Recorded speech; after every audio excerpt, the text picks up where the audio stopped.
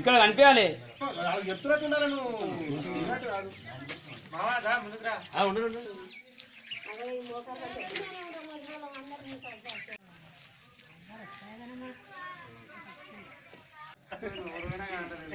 కాదంటలేరు నిష్ఠురమైన చేయలేదు.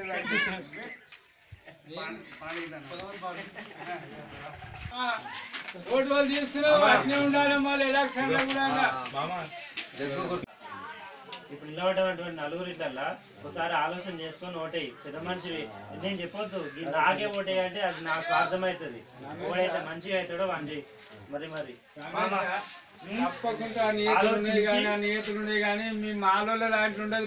ప్రభుత్వం చేపట్టినటువంటి పంచాయతీ ఎలక్షన్లో మా ఊర్లో తాడపత్రి గ్రామ పంచాయతీలో రెండో విడత ఎన్నికలు జరుగుతున్నాయి.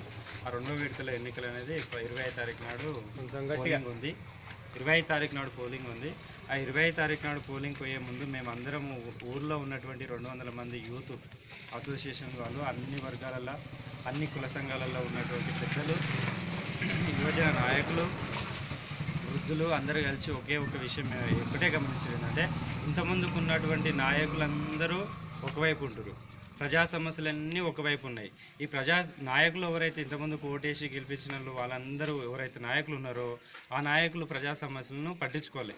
ఆ ప్రజా సమస్యలు అనేది ఒక తక్కడిలో ఉన్నాయి. ఈ నాయకులందరూ ఒక తక్కడిలో ఉన్నాయి. అయితే ఈ ప్రజా సమస్యలు ఎక్కువైపోయినాయి. నాయకులు ఏమో వాళ్ళ స్వార్థం కోసానికి వాళ్ళ లాభాపేక్షణ కోసం మాత్రమే పనిచేస్తారు. అత్తుపట్టినప్పుడు ఇప్పుడు ఇది ఇంతకుముందుకు ఇదే జరిగింది, ఇప్పుడు కూడా అదే జరగబోతుంది.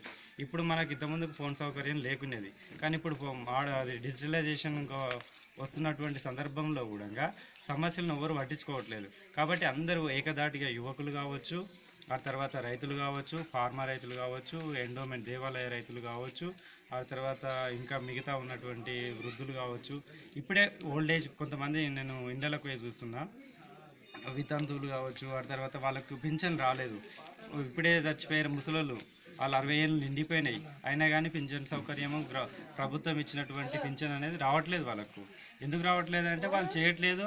వాళ్ళు చేసే విధానంగా ఉన్నటువంటి సమస్యలు, నేను చిన్నతనంలో ఉన్నటువంటి సమస్యలు ఏవైతే సీసీ రోడ్లు కావచ్చు, విద్యుత్ స్తంభాలు కావచ్చు, మురుగునీటి వ్యవస్థ కావచ్చు, రక్షిత మంచినీటి వ్యవస్థ కావచ్చు, నేను చదువుకున్నటువంటి పాఠశాల మా అన్నలు చదువుతున్నారు, మా ముందు తరం వాళ్ళు చదువుకున్నటువంటి పాఠశాల అలాగే ఉంది.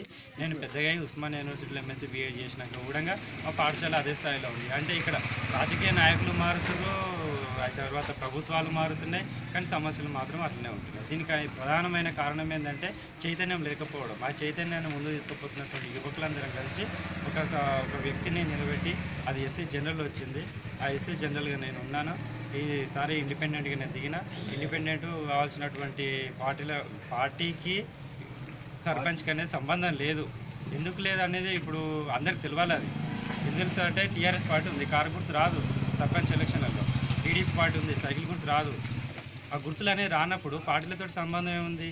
స్థానికంగా ఎవరైతే ఊరికి మంచి చేస్తారో, సేవ చేస్తారో, సమస్యలపైన ముందుకు పోతారో అటువంటి వ్యక్తిని ఎన్నుకోవాలనే ఉద్దేశంతో నన్ను అందరు కలిసి వాళ్ళే ఎన్నుకొని నేనే ముందుకు పోయి ఆ సమస్యలు తీర్చడానికి నేనే మంచిని అయితే నేనే ముందుకు వస్తాను. నాకంటే మంచి వాళ్ళు ఉంటే వాళ్ళు నిలబెట్టండి, మనం మద్దతు ఇద్దామని మేము యువకులు మాట్లాడుకున్నాము, రైతులు మాట్లాడుకున్నాము. ఆ సమస్య పైన మాట్లాడుకునే నువ్వే మంచిగా ఉంటుందంటే నేను ముందుకు వెళ్ళిన అన్ని వర్గాల వారు, ఆ తర్వాత పార్టీల వారు, కాంగ్రెస్ కావచ్చు, బీజేపీ కావచ్చు, బీఎస్పీ కావచ్చు, ఈ మిత్రపక్ష పార్టీలందరూ నాకు సపోర్ట్ చేశారు. నేను స్వతంత్రంగా బలపరిచిన. అదేవిధంగా నేను గ్రామ పంచాయతీ తాడపత్రి గ్రామ పంచాయతీ సర్పంచ్ నెగ్గి మేము కొట్టించినటువంటి మేనిఫెస్టో కూడా ఉంది. ఈ మేనిఫెస్టోలో ఉన్నటువంటి ప్రతి అంశాన్ని నెరవేరుస్తాము.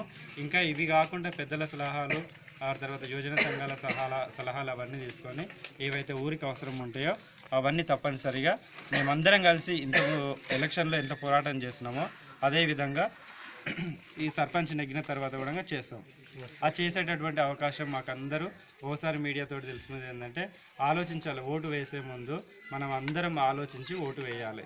ఇప్పుడు నిలబడ్డటువంటి అభ్యర్థులలో ఎవరైతే మంచి అనిపిస్తారో ముందుకు తీసుకురావాలి. అటువంటి వాళ్ళని ముందు తీసుకొస్తేనే సమస్యలు అనేది ముఖ్యంగా గ్రామ సమస్యల విషయాల ఏ సమస్యలు తీసుకోండి మ్యానుఫ్యాక్చరింగ్ ఉంది మీది? గ్రామ సమస్యలు, రైతు సమస్యలు, యువకుల సమస్యలు, నిరుద్యోగ సమస్యలు, ఇప్పుడు వాటర్ ఎట్లా ఉంది విలేజ్లో వాటర్ సమస్య ఎలా ఉంది? ఇంతవరకు మాకు కృష్ణా వాటర్ రాజశేఖర రెడ్డి పీరియడ్లో, చంద్రబాబు నాయుడు పీరియడ్లో కృష్ణా వాటర్ ఓపెన్ అయింది. ఫస్ట్ ఫేస్ అయింది, సెకండ్ ఫేస్ అయింది, థర్డ్ ఫేస్ అయింది. కానీ నీళ్ళు రాలేదు మాత్రం కృష్ణా వాటర్ లేదు. అంటే 15 సంవత్సరాల నుంచి కూడా మా తాడిపత్రికి కృష్ణా వాటర్. ఇప్పుడు మిషన్ భగీరథ కూడా రావట్లేదు నీళ్ళు, ఇంకా భగీరథ కూడా ఇంకా రాలేదు. నీటి సమస్యని ఎలా మీరు తీర్చగలుగుతారు? తీర్చడానికి ఇప్పుడు ఉన్నటువంటి వ్యవస్థ లోపం, నాయకుల లోపం. ఈ వ్యవస్థను ఏర్పాటు చేసి నాయకులు ముందు తీసుకుపోతారు.